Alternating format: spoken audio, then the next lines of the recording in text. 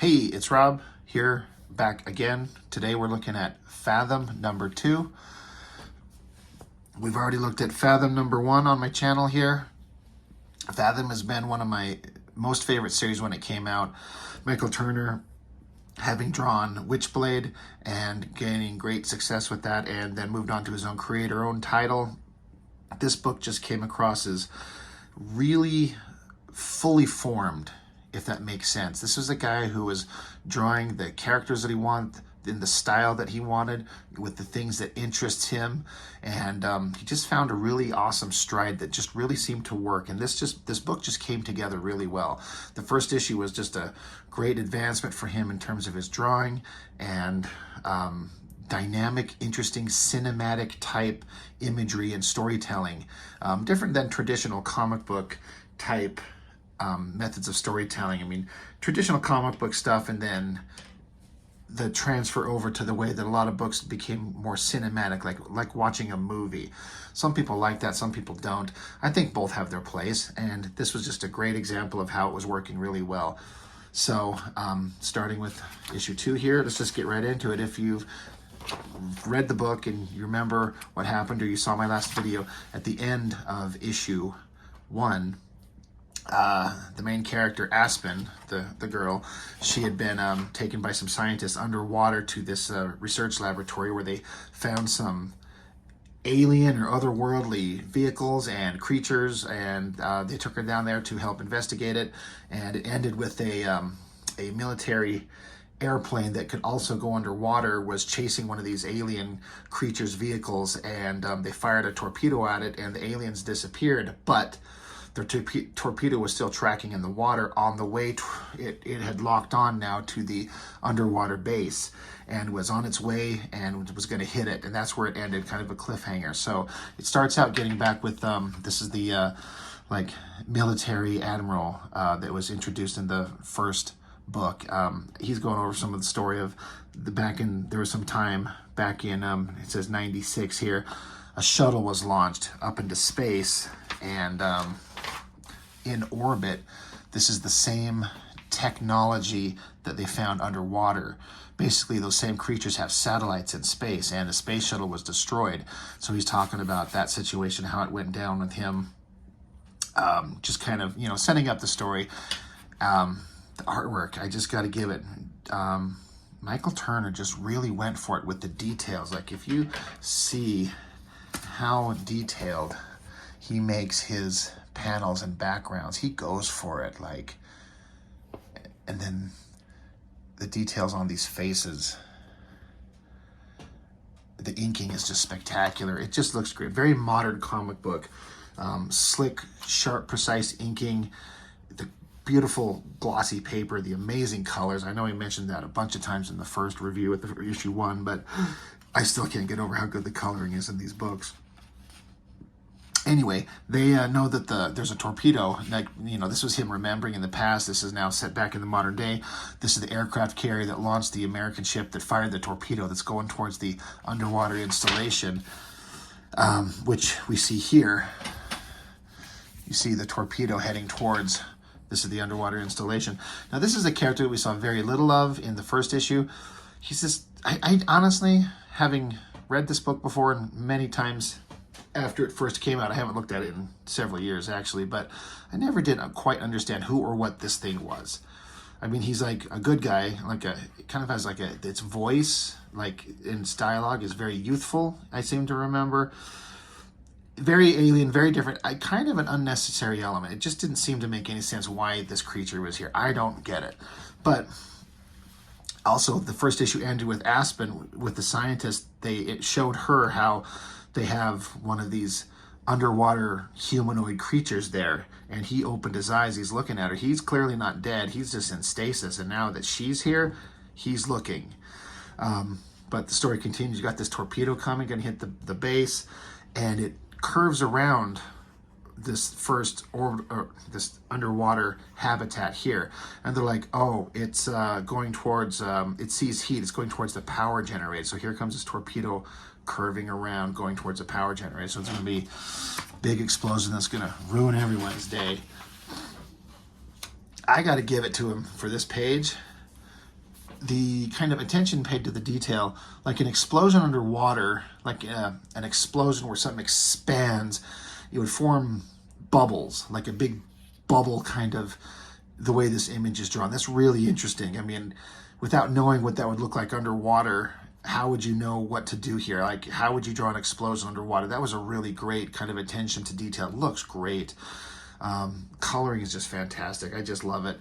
Looks really good. So the torpedo hits the power generators, and then he's showing here how the explosion created this like shock wave that's rising up, and you'll see in further panels how the shock wave disturbs the rock outcroppings here, and rocks start to fall. You can see here that they're falling off the face of it now. So the torpedo missed them, but hit their generator, and now giant rocks are going to fall into the habitat that they're on underwater. Just sounds like a horrible nightmare. The idea of being underwater, trapped like in a submarine or something like that, and then something goes wrong, is just like the scariest thing I could ever imagine. So, you know, there's a lot of talking. These two characters, there's some dialogue going on back and forth. I'm not going to really bore us with all that, but great drawing, great colors.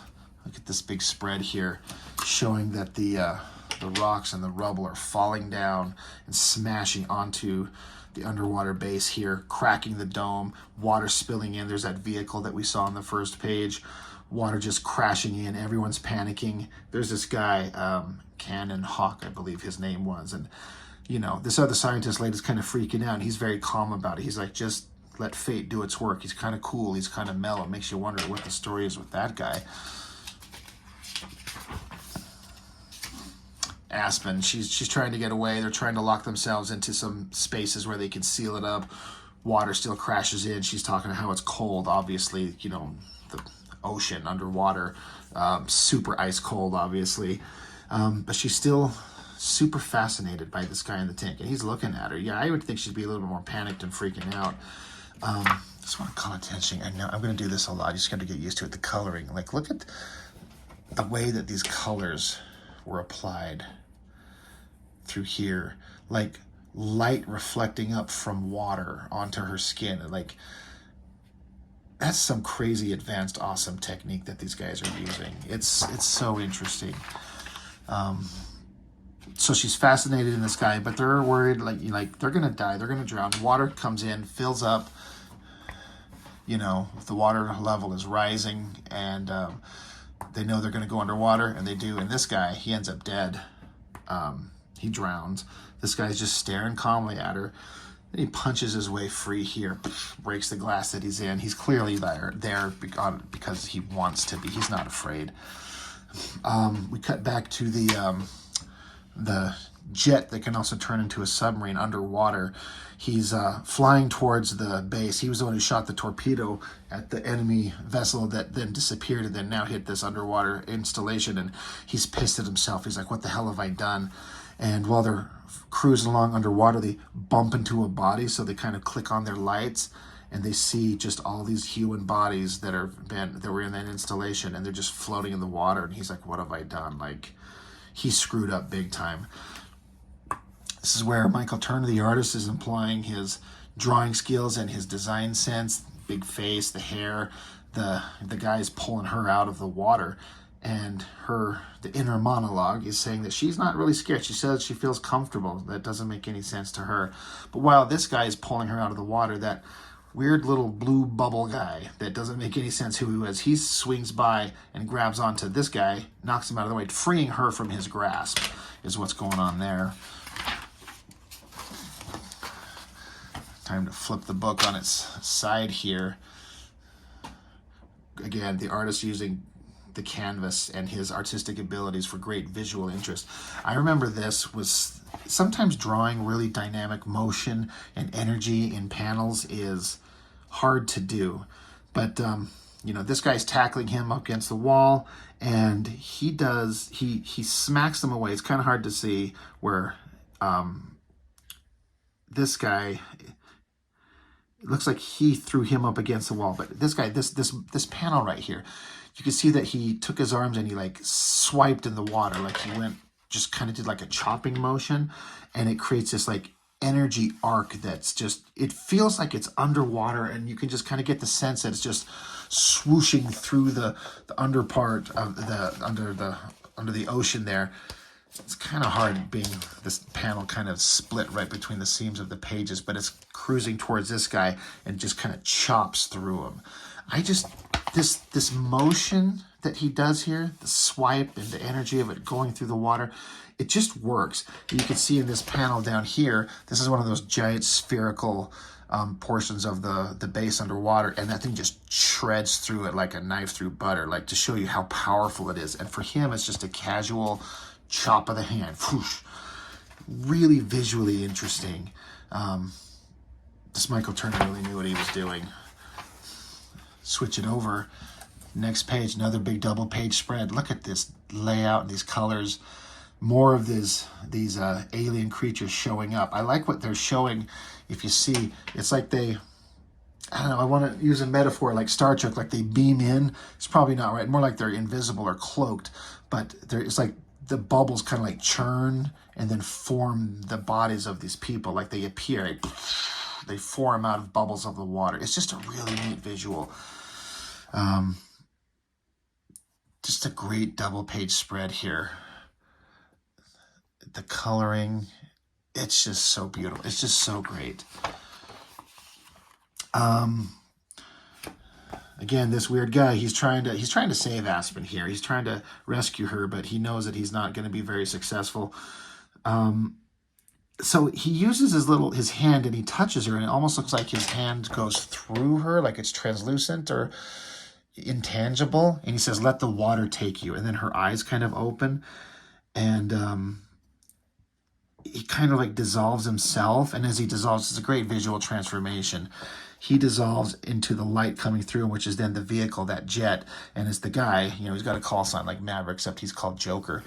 He's like, wait, there's someone else still alive. You're like, oh wait, look at her. He's shocked. Like, what does he see? And so we got Aspen here, but now she has kind of like dissolved, like become one with the water. So obviously this girl has got some connection to these creatures and the underwater world, which would make sense. I mean, you think about what the book is and the basic premise. It's about weird alien life underwater.